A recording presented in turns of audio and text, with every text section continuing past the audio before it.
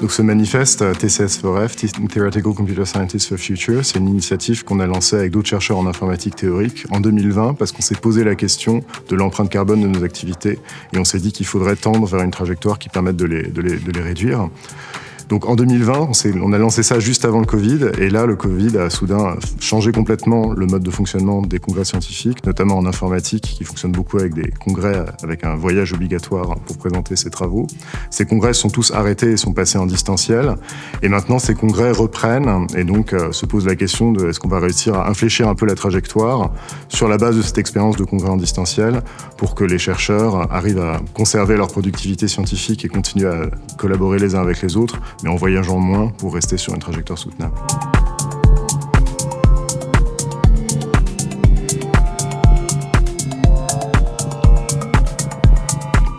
L'informatique, ça fonctionne beaucoup à base de congrès. C'est peut-être parce que c'est une discipline jeune qui s'est beaucoup structurée autour de voyages, vu qu'elle est apparue à un moment où le voyage international était déjà possible. Et les chercheurs étant beaucoup évalués sur leur productivité scientifique, ça veut dire que pour la carrière d'un chercheur en informatique, c'est vital de publier dans les conférences prestigieuses du domaine et de voyager pour présenter ses travaux à l'autre bout de la planète. Donc c'est quelque chose qui concerne toutes les branches de l'informatique, l'informatique théorique qui est ma discipline, mais aussi d'autres disciplines informatiques, notamment l'intelligence artificielle. En intelligence artificielle, on a des congrès, donc surtout aujourd'hui, vu que c'est une discipline en plein essor, en pleine expansion, des congrès qui réunissent des milliers, voire des dizaines de milliers de chercheurs. Tous ces gens-là prennent leur avion pour venir présenter leurs travaux, généralement dans des temps très brefs, dans des salles immenses ou dans beaucoup de conférences parallèles.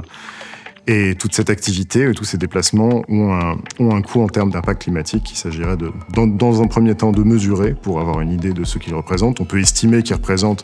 de l'ordre de quelques tonnes par chercheur si c'est un voyage international et moins si c'est quelqu'un qui vient de moins loin. Et donc le mesurer et le réduire.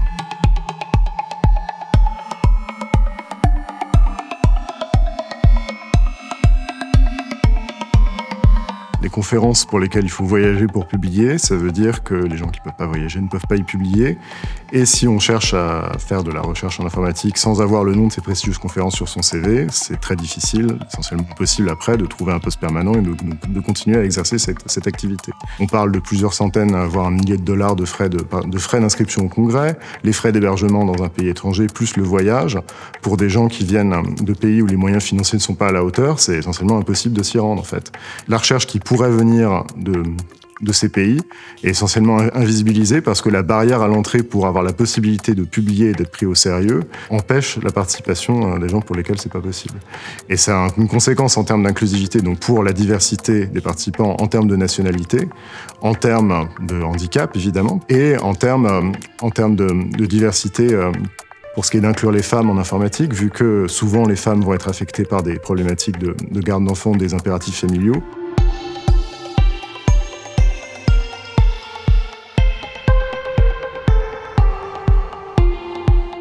J'espère que les congrès en informatique vont évoluer pour que la présence ne soit plus obligatoire et que les gens, s'ils continuent à voyager, le fassent pour des raisons scientifiques,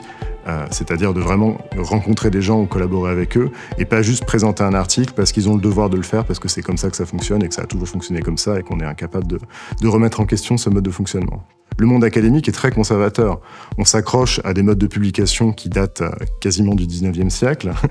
et on n'est pas très réactif pour prendre acte de l'existence d'Internet comme un lieu où la collaboration scientifique peut se faire plus rapidement, de façon plus internationale et plus ouverte que dans les congrès traditionnels. Donc j'espère que, notamment en informatique, où on devrait quand même être des précurseurs sur le sujet, on arrivera à prendre en considération la valeur scientifique d'échanges menés sur Internet, dans des discussions autour de préprint, dans des journaux à publication rapide,